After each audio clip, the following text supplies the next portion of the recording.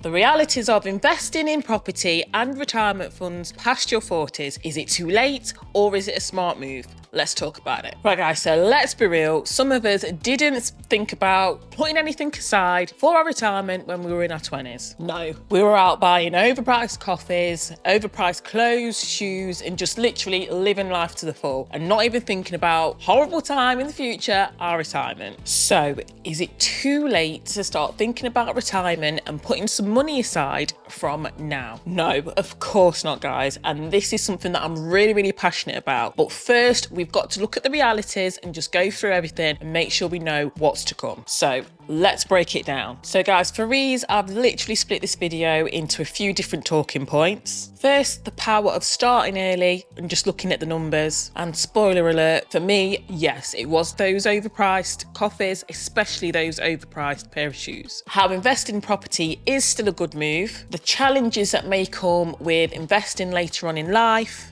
and the effects on small property businesses. And guys, you want to stick around to the end because I'm going to be dropping some game-changing bonus tips. So guys, let's start off and let's talk some numbers. So if you were to start early, then obviously, yeah, that is the best way to go. So if you are younger and in your 20s or whatever, and you are watching this, please think about this from now. This is something that I think about until later on in life, and probably most of us didn't think about till later on in life. You don't want to when you're in your 20s. You want to live carefree and enjoy yourself, which is why it's really good to use. So when you are a bit younger, you can probably just think about putting aside, I don't know, maybe 100 quid or something out of your paycheck, just going straight away into your pension, and you don't even have to think about it. That's probably the best way, because then you will benefit from the compounding interest as time goes on. So for example, if Ben starts investing at 20 and he's putting away £200 per month, for example, out of his paycheck into a pension pot, then by his 60s,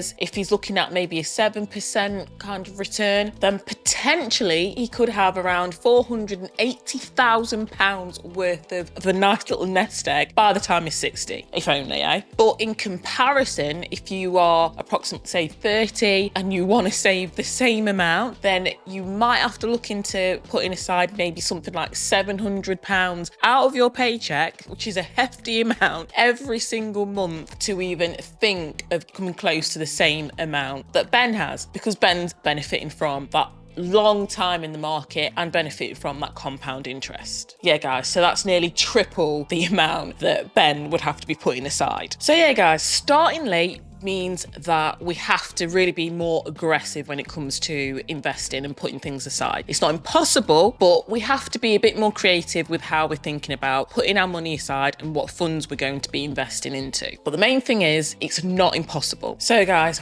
why didn't we invest when we were in our 20s? I literally remember getting my pay packet every payday and thinking that, great, this is free money, this is a whole shopping spree. And fast forward to today, Instagram just makes us feel like every trip we're going to be going to Bali, sipping on a coconut, or you are literally failing in life. I mean, studies literally show that millennials spend at least £3,000 a year on non-essential items. £3K, with luxury being one of the highest items on that list. And it's great and all, it's lovely. I mean, not telling anybody how to live, it'd be brilliant to be able to do this, but we've got to also have some sort of balance and also think about what's going to happen when we do get older, which is really difficult when literally social media is literally pushing all of these visions of people, everyone you know, people that you don't know as well, all on holiday, literally living life and enjoying themselves. So basically, big brands and social media platforms have literally done a great job at convincing us all that short-term happiness and that real short-term dopamine hit is key, like purchasing those new shoes, and that all of this is better than long-term financial freedom, when nothing could be further from the case. And then when we all get older, we all get to 30, 40, and we see where all our money's gone, it just makes you want to cry. And guys, I do have more videos on how to start investing, or how I've started investing, and how I invest in property, and also more importantly, how to get started in investing in property by literally making sure that you have a solid financial foundation. So check those out as well. And by By the way, guys, my name's Sabrina and I'm literally documenting the whole of my property investing journey here on YouTube. So if you're liking this video, please like, comment and subscribe. Thanks. And guys, that literally leads me on to my next point of property investing. And I still think that this is a great move for people. I know things are kind of uncertain at the minute, but playing the long-term game, it's a great way to maybe get your foot on the ladder and generate that wealth for yourself. The best part about investing property is that it's never too late to start. As soon as you can start it, no matter what age you are. And as most of you will have seen that have followed my journey, I've kind of fallen into and my current strategy that I use for my property investing, and that's investing in mixed use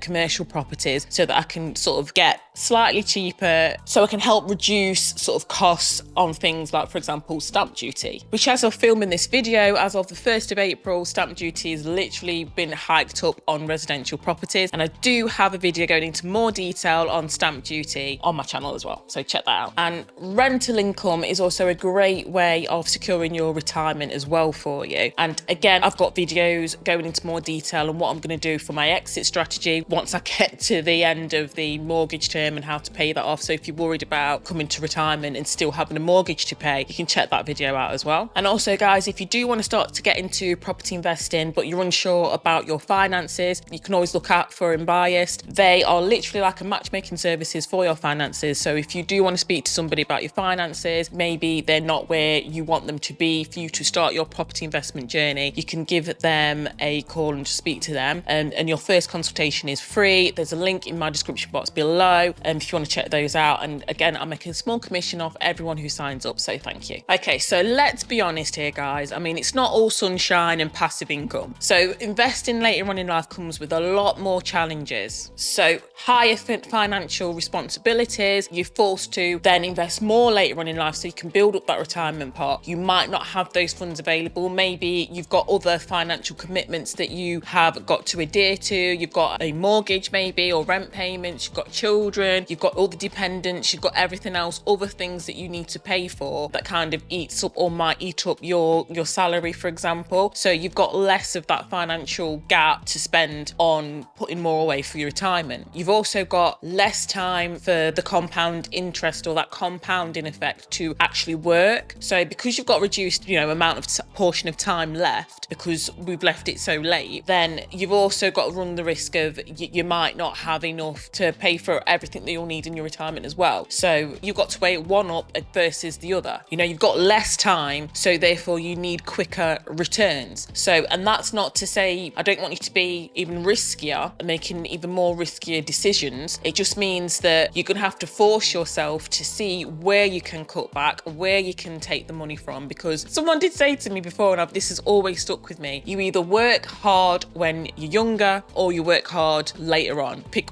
either one you want to pick. And it's so true. So you either make things easier for yourself, or when you come to retirement age, because you're going to get there eventually, one way or another, it's going to happen. You could still get there and then make life harder for yourself, where you still need to stay in working hours longer because you've got less saved up. So either way, you're going to have to hit those goals so that you are more comfortable in your retirement, or you'll be working through your retirement, which I think is probably the government's goal anyway, is making us work for longer and longer than what we plan to. But okay, yeah, and like I've just said, having a more cautious sort of mindset, because when you're in your teens, 20s, maybe early 30s, you'll have less responsibilities, less dependence, so you've got more chance of taking those risks. Then you could always build those back up if something bad was to happen. Yeah, so obviously now that we're older, if anything, the worst were to happen, it's going to hit us harder because we're older and we're further along in life. Somebody that's in their 20s has got the better option and can sit and wait on their investment more than somebody that's closer to retirement that might need to see the actual cash out of that investment. So basically what I'm trying to say is they will have less flexibility. They won't have as much flexibility as that 20-something. And that's why making